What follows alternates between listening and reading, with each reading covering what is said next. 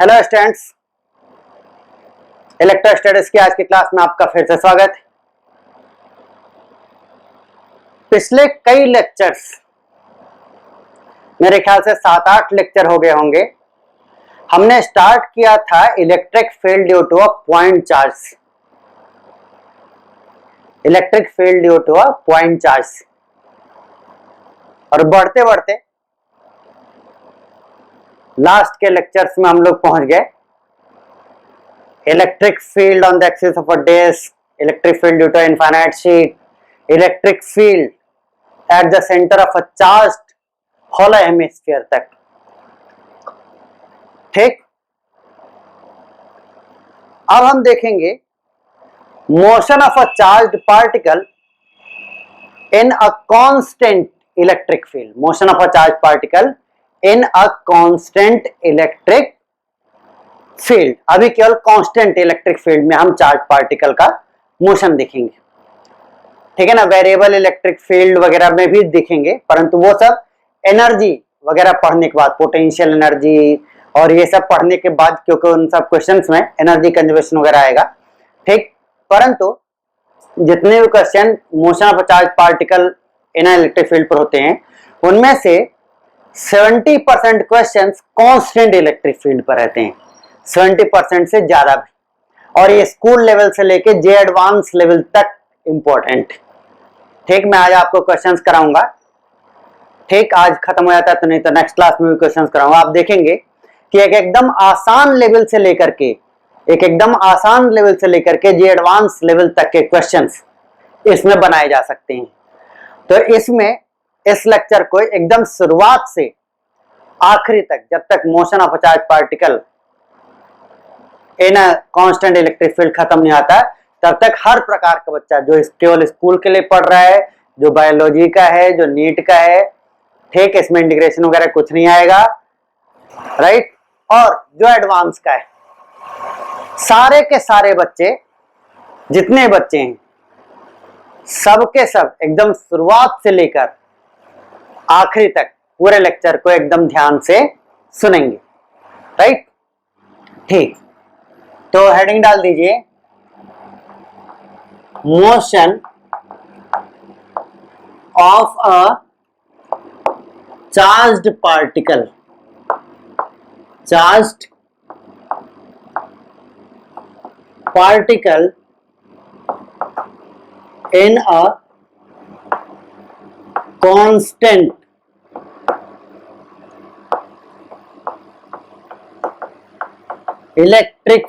in a constant electric field, right? Motion of a charged particle in a constant electric field. अब देखिए क्या है कि एक बात ध्यान रखिए कि इलेक्ट्रिक फील्ड क्या थी। Force on a test charge upon magnitude of test charge,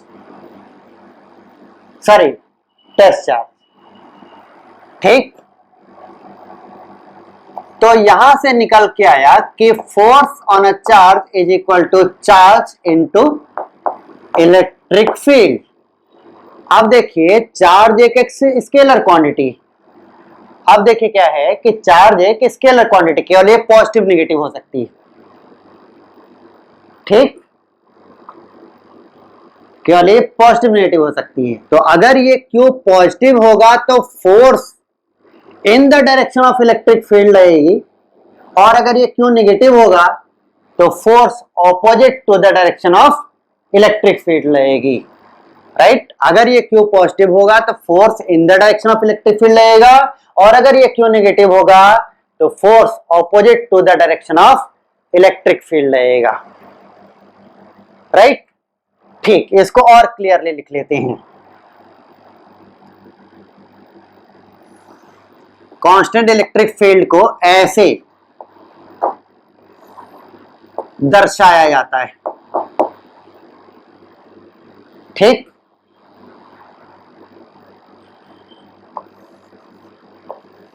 कैसे दर्शाया जाता है? इक्वी स्पेस्ड पैरेलल का सिंबल है ये, लाइंस से दिखाया जाता है। कांस्टेंट और यूनिफॉर्म इलेक्ट्रिक फील्ड को इक्वी स्पेस्ड पैरेलल लाइन से दिखाया जाता है, कांस्टेंट और यूनिफॉर्म इलेक्ट्रिक फील्ड को। इसी में देखिए, अगर प्लस क्यू चार्ज रहेगा तो इस पर फोर्स लगेगा in the direction of electric field Q E, और अगर यही माइनस क्यू चार्ज रहेगा तो इस पर फोर्स लगेगा, F is equal to Q E opposite to the direction of electric field. ठीक, कांस्टेंट इलेक्ट्रिक फील्ड को इक्वी स्पेस्ड पैरेलल लाइन से दर्शाते हैं। इसमें अगर कोई पॉजिटिव चार्ज रहेगा तो उस पर फोर्स लगेगा in the direction of electric field, और अगर निगेटिव चार्ज रहेगा तो उस पर फोर्स लगेगा opposite to the direction of electric field, और मैग्नीट्यूड हमेशा Q इंटू ई, राइट। तो सिंपली अगर कोई चार्ज इलेक्ट्रिक फील्ड में रखा जाता है तो उस पर फोर्स लगेगा, अगर चार्ज पॉजिटिव होगा तो फोर्स लगेगा in the direction of electric field, और अगर नेगेटिव होगा तो opposite to the direction of electric field, और मैग्नीट्यूड हमेशा क्या होगा, Q इंटू ई, राइट। ठीक, तो अब देखिए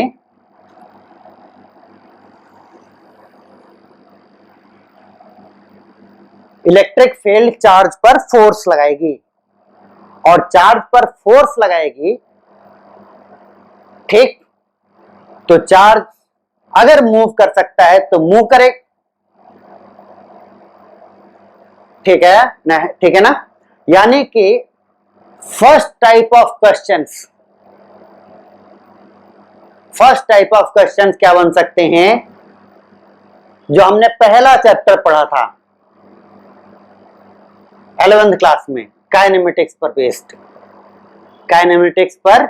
बेस्ड जो हमने पहला चैप्टर पढ़ा था, उस पर बेस्ड क्वेश्चन बन सकते हैं। तो उस चैप्टर पर बेस्ड जब भी क्वेश्चंस आएंगे तो सबसे इंपॉर्टेंट बात क्या होगी कि force is equal to Q into E, तो acceleration is equal to force upon mass, और ये कितना हो जाएगा, QE बाई m। ठीक, acceleration is equal to F by m, acceleration is equal to QE by m, right. तो अगर कोई चार्ज पार्टिकल इलेक्ट्रिक फील्ड में आया तो उसका एक्सेलरेशन, अगर पॉजिटिव चार्ज है तो along the electric field QE by m, और अगर नेगेटिव चार्ज है तो opposite to the direction of electric field QE by m, right. Very simple, ठीक है।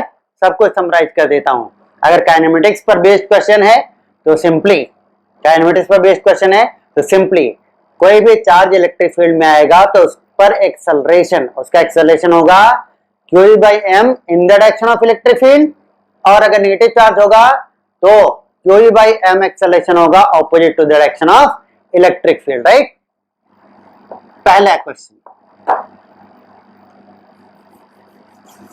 पहले क्वेश्चन में मान लेते हैं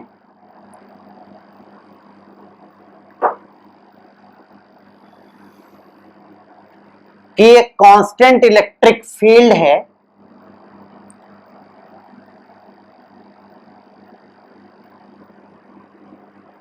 जिसकी डायरेक्शन कुछ ऐसे दिखाई गई।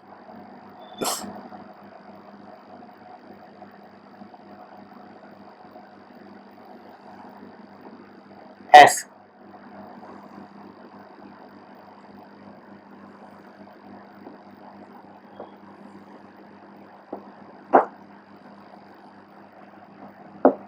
ठीक। अब देखिए, ऐसी इलेक्ट्रिक फील्ड पर बेस्ड हम क्वेश्चन बनाना चाहते हैं, ठीक है ना। तो मैक्सिमम ऑथर्स और मैक्सिमम टीचर्स क्या करते हैं वही हम भी करेंगे, कुछ नया नहीं करने जा रहे हैं, आसानी होती है। हम क्या बोलते हैं ना कि ये दोनों दो प्लेट्स, इस वाली प्लेट पर पॉजिटिव चार्ज, इस वाली प्लेट पर नेगेटिव चार्ज, तो इन दोनों प्लेट्स के बीच में इलेक्ट्रिक फील्ड आ जाएगी ना, और उसका डायरेक्शन क्या होगा, पॉजिटिव चार्ज से दूर नेगेटिव चार्ज की तरफ, पॉजिटिव चार्ज से दूर नेगेटिव चार्ज की तरफ, ठीक है ना, away from the positive charge और and towards the negative charge. तो पॉजिटिव चार्ज से नेगेटिव चार्ज की तरफ एक इलेक्ट्रिक फील्ड आ जाएगी, राइट। तो सिंपली क्या सेटअप तैयार किया गया है, दो प्लेट्स, एक पर पॉजिटिव चार्ज एक पर नेगेटिव चार्ज, तो कांस्टेंट इलेक्ट्रिक फील्ड दोनों के बीच में आ जाएगी, कहां से कहां, पॉजिटिव चार्ज वाली प्लेट से नेगेटिव चार्ज की प्लेट की तरफ, राइट। और इस इलेक्ट्रिक फील्ड का मैग्नीट्यूड सपोज E, ये पहला क्वेश्चन है ना, जनरल टर्मिनोलॉजी से मैं आपको अवगत करा देता हूं, ये क्वेश्चन जनरली प्लेट्स बेस्ड होंगे। इस इलेक्ट्रिक फील्ड दिया गया है E, ठीक, न्यूटन पर कूलम, राइट। अब दोनों प्लेट्स के बीच के डिस्टेंस को जनरली स्मॉल d से डिनोट किया जाता है और प्लेट्स की लेंथ को स्मॉल l से डिनोट किया जाता है, ठीक। क्वेश्चन, पहला क्वेश्चन ये है कि अगर एक पार्टिकल है जिसका मास m, चार्ज प्लस q है और इसे रिलीज कर दिया गया, released,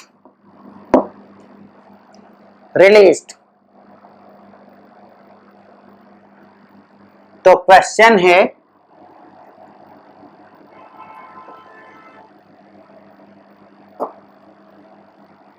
find out the time taken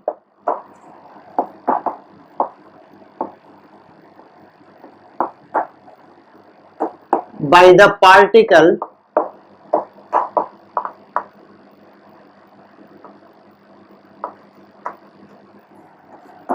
to reach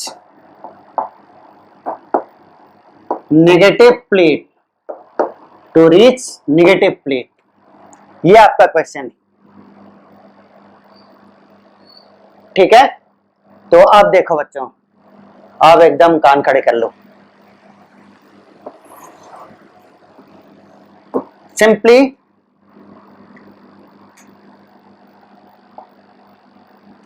acceleration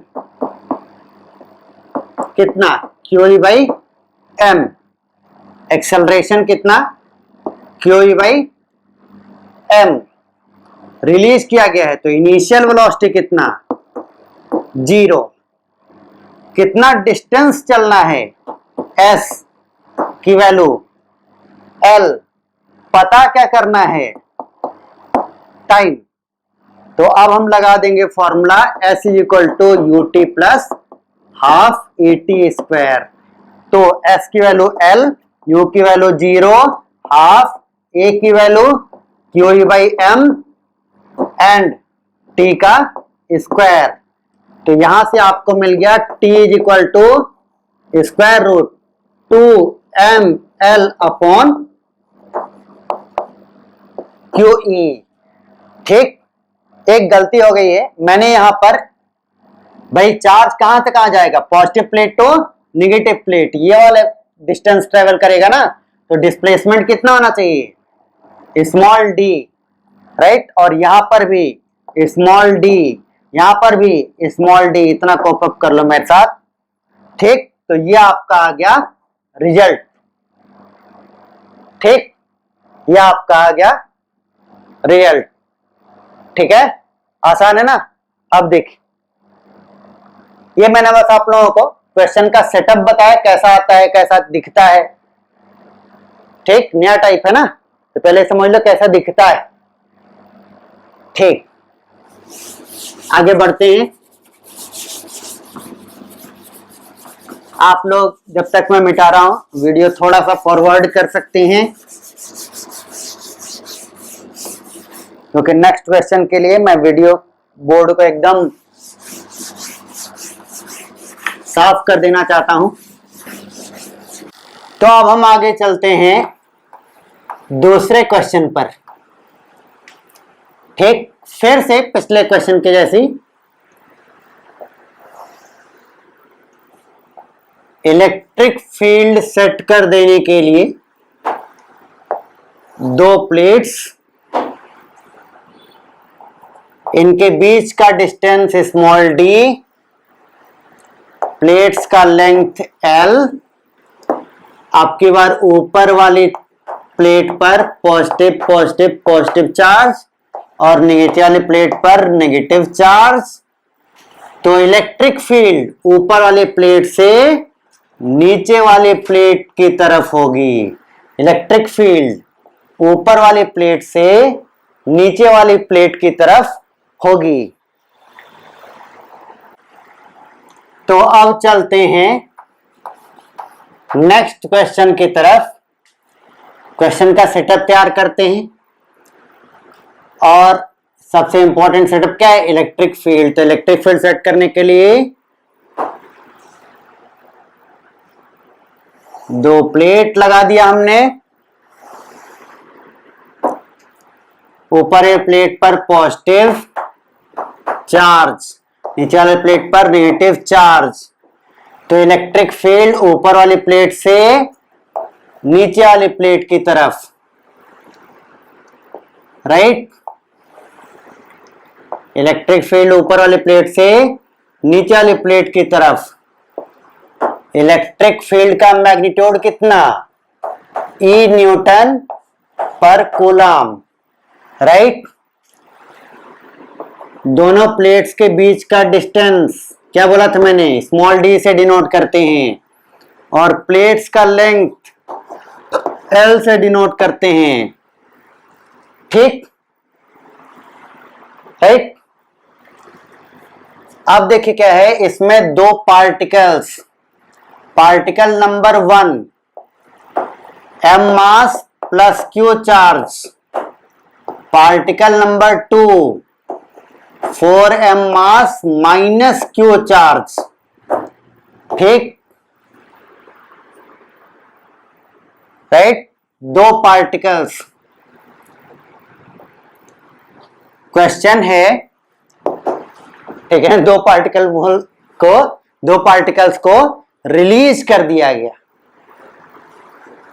किसी एक ही पॉइंट से। दो पार्टिकल्स को रिलीज कर दिया गया किसी एक ही पॉइंट से।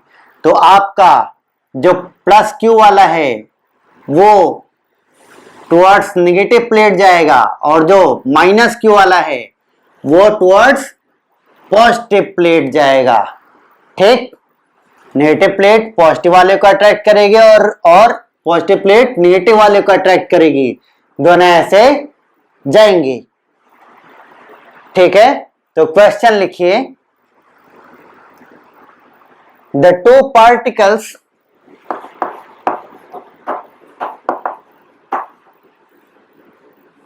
Are released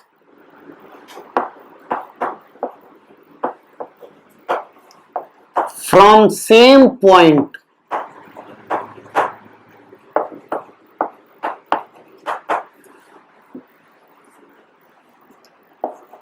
as shown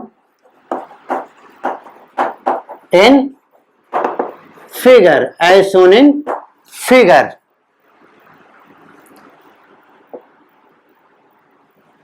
Find out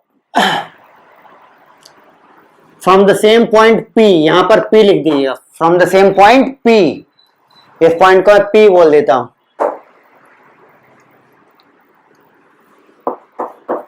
If they reach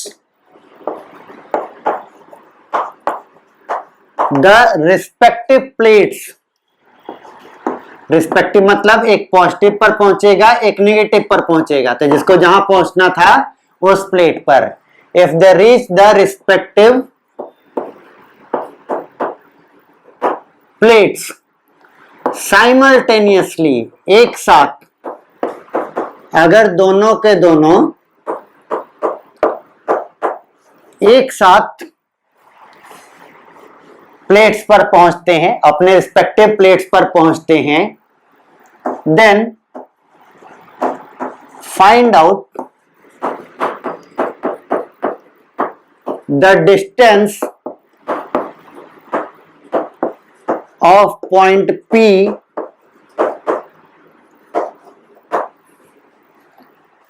from negative plate,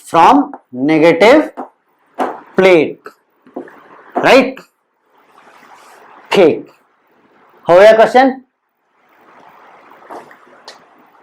ठीक है ना, दो प्लेट्स के बीच में इलेक्ट्रिक फील्ड एस्टैब्लिश्ड है। उन प्लेट्स के बीच में एक पॉइंट P है जहां से दो पार्टिकल्स,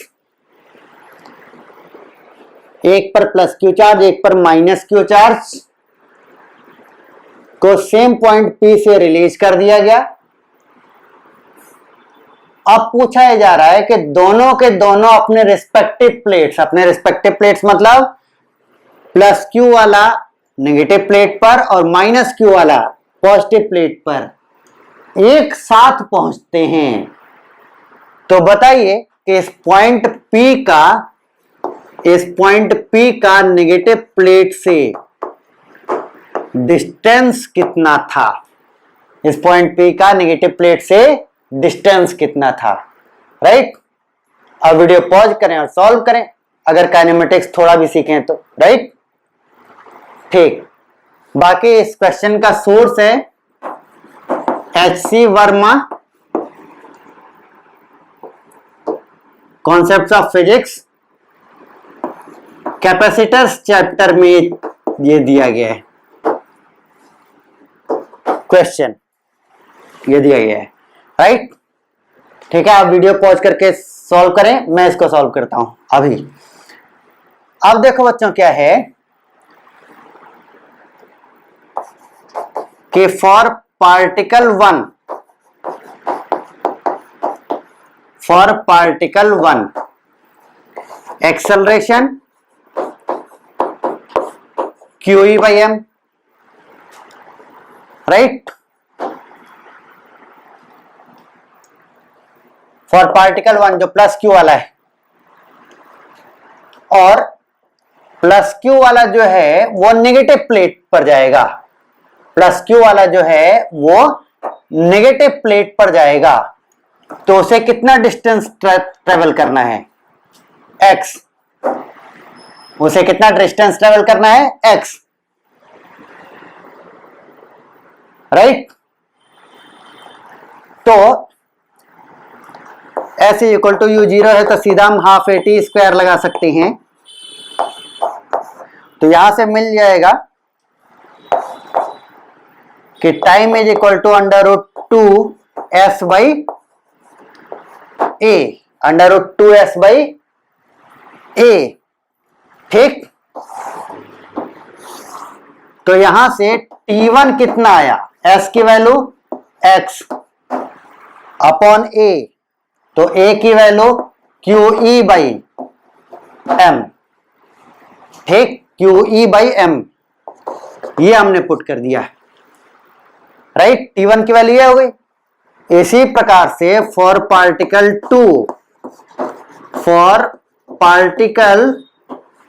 2 यही फॉर्मूला यूज कर लेते हैं,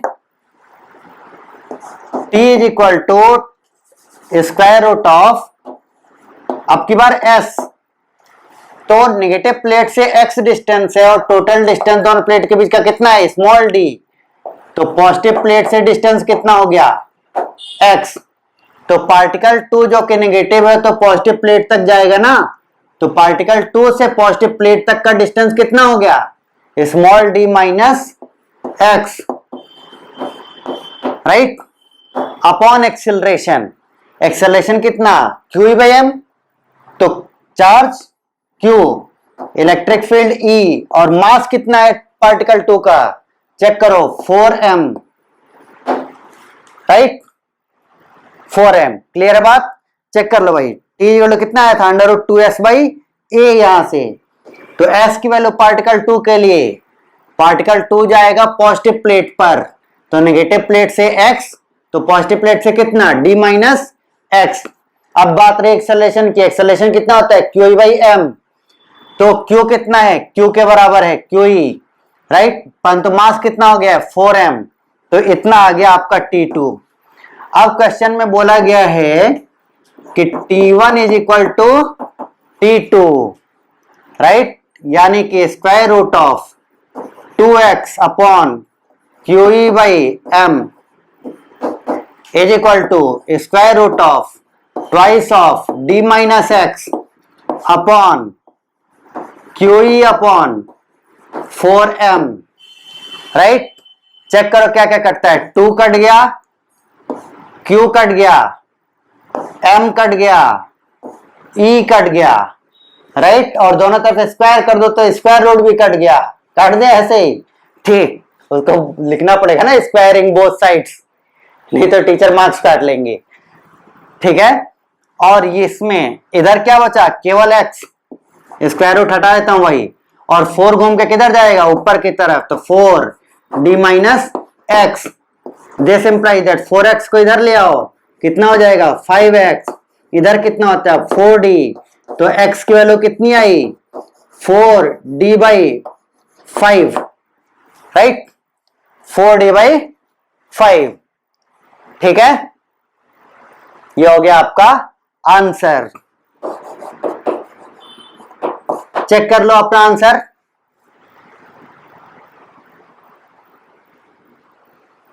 चेक करिए,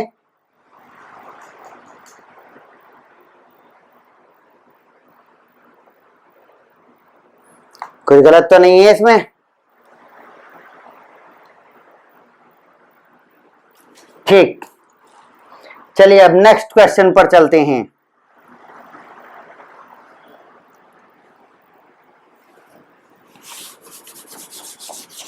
नेक्स्ट वाले क्वेश्चन में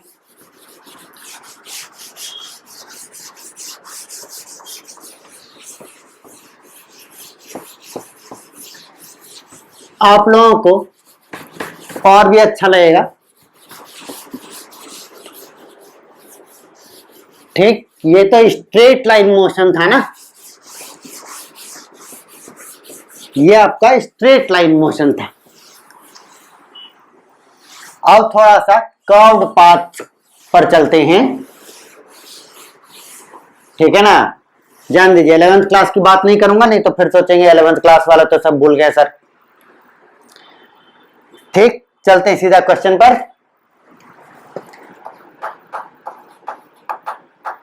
अब की बार सेटअप वही पुराना है, 2 प्लेट्स,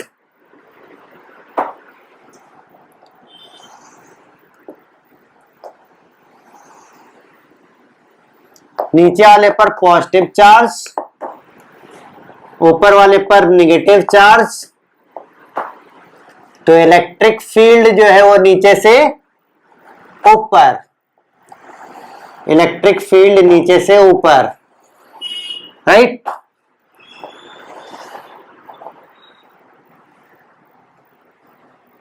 ठीक,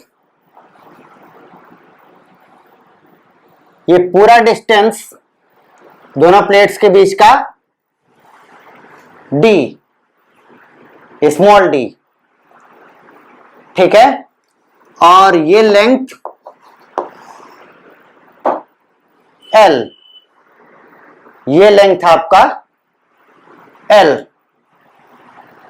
अब सपोज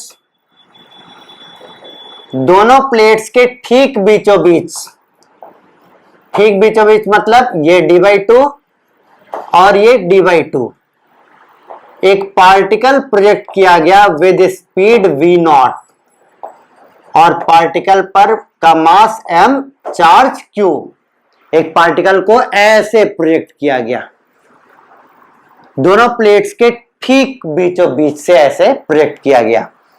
तो अब देखो बच्चों क्या है कि जब ये पार्टिकल ऐसे ऐसे जा रहा होगा तो इलेक्ट्रिक फील्ड कंटिन्यूअसली इस पर एक फोर्स लगा रही होगी ऊपर की तरफ, पॉजिटिव चार्ज है ना, इसे नेगेटिव वाली प्लेट अट्रैक्ट कर रही होगी, ठीक, या इलेक्ट्रिक फील्ड ऊपर की तरफ इस पर फोर्स लगा रही होगी, तो क्या इसका पाथ धीरे धीरे धीरे ऐसे ऐसे ऐसे ऐसे घूमता जाएगा, इसका पाथ धीरे धीरे धीरे धीरे ऐसे ऐसे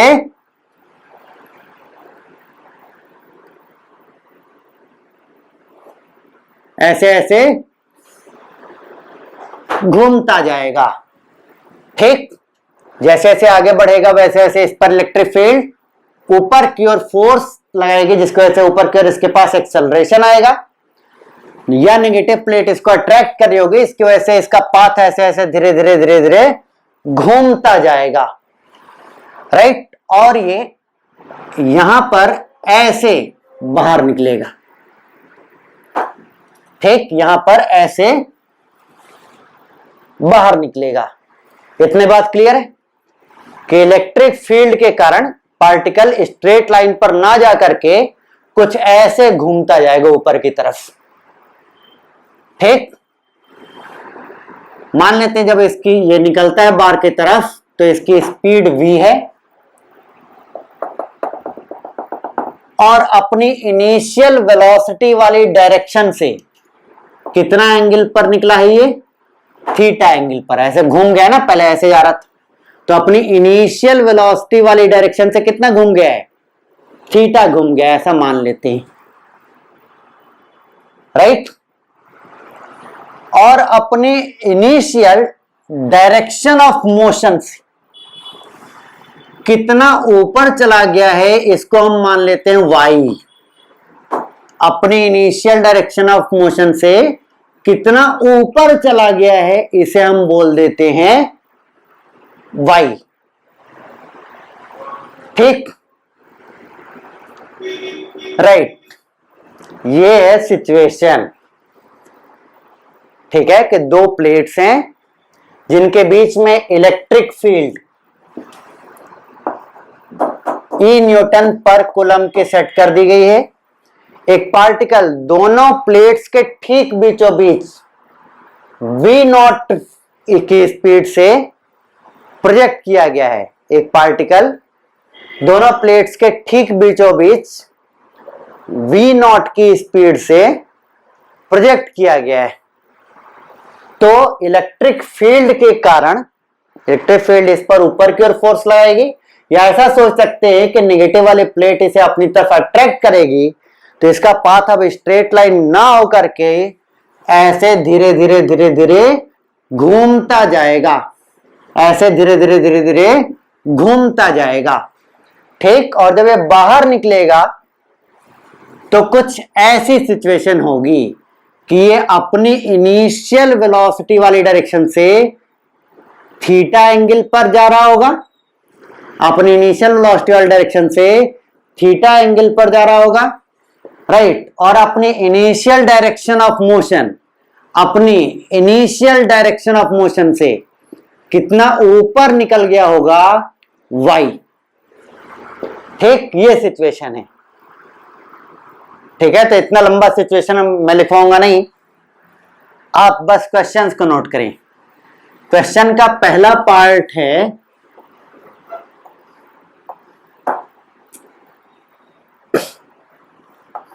find out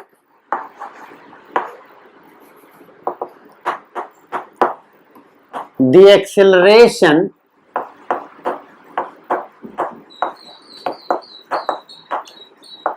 of particle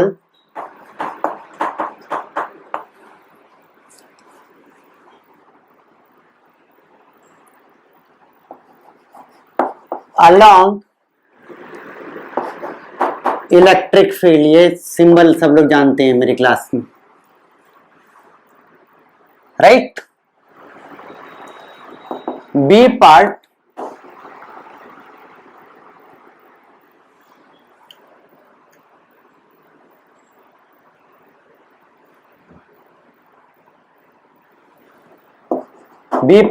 find out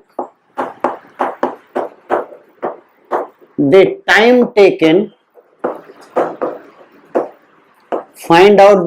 taken by the particle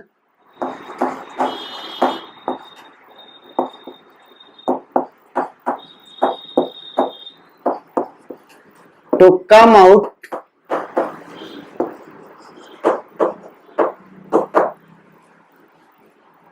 of the electric field.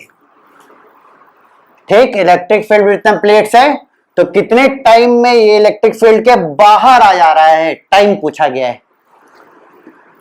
ठीक, C part, find out the deflection, find out the deflection. Deflection मतलब अपने इनिशियल मोशन से, अपने इनिशियल पाथ से वो कितना हट गया है। तो इनिशियल पाथ उसका क्या था, ये था, और इससे कितना हट गया है, इतना हट गया है। यानी जो चित्र में हमने y दिखाया है ना, वो ये लोग पूछ रहे हैं। Find out the deflection of the particle. ठीक, यानी ये y, राइट। ठीक, इसको आप लोग डी पार्ट कर लीजिएगा, सी पार्ट में आप लिखवा देता हूं, बस इतना ही चेंज करना है। सी पार्ट है find out the speed and angle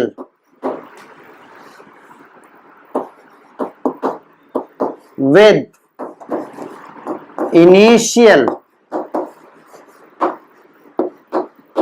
velocity. Find out the speed and angle with initial velocity.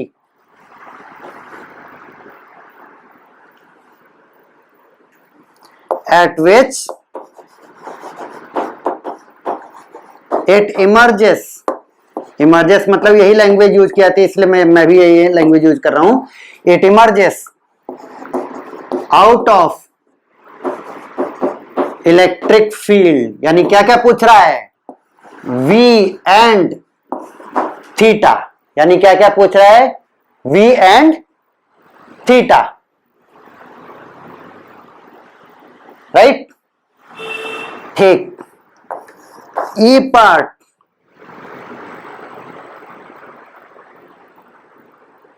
E part ये है find out the minimum value of V naught, find out the minimum value of V naught such that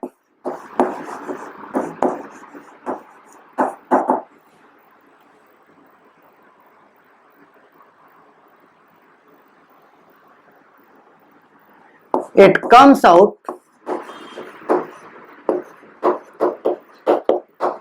of the, it comes out of the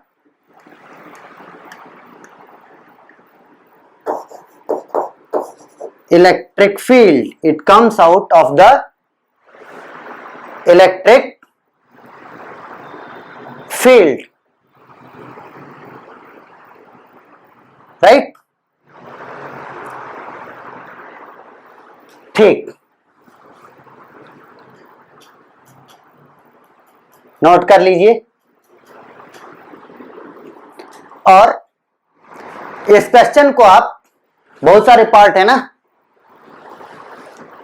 बहुत सारे part, तो आप इस question को ऐसा करिए कि घर के ले जाइए, खूब आराम से मन भर के इसको ट्राई करिए, सारे पार्ट्स को सॉल्व करने की कोशिश करिए।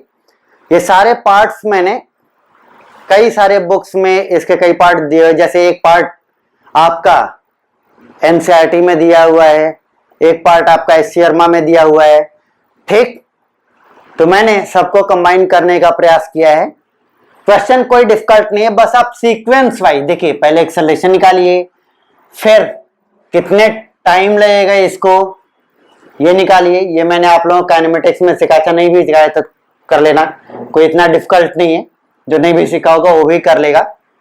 ठीक, मोशन को एक्स और वाई एक्सिस में बांट दीजिएगा, मोशन को एक्स और वाई एक्सिस में बांट दीजिएगा और फिर सॉल्व कर लीजिएगा। ठीक, डिफ्लेक्शन ये वाई निकालना है, फिर स्पीड और ये एंगल थीटा निकालना है, फिर इस वी नॉट के मिनिमम वैल्यू निकालनी है जिसके लिए ये बाहर निकल जाए। ठीक, अब देखो कम स्पीड से भेजोगे तो एक नेगेटिव वाली प्लेट क्या करेगी, इसको यहीं पर ऐसे बुला लेगी, और ज्यादा स्पीड से फेंकोगे ऐसे, और ज्यादा स्पीड से फेंकोगे ऐसे, जब इससे ज्यादा स्पीड से फेंकोगे ना तब ये बाहर निकलेगा। राइट, तो मिनिमम स्पीड, कम से कम कितनी स्पीड से फेंकें कि ये बाहर निकल जाए। ठीक, मिनिमम, कम से कम इसको कितनी स्पीड से फेंकें कि ये बाहर निकल जाए। ठीक, तो इसको ट्राई करिएगा, सॉल्व करिएगा। नेक्स्ट वीडियो लेक्चर में इसको हम लोग सॉल्व करते हैं। Thank you.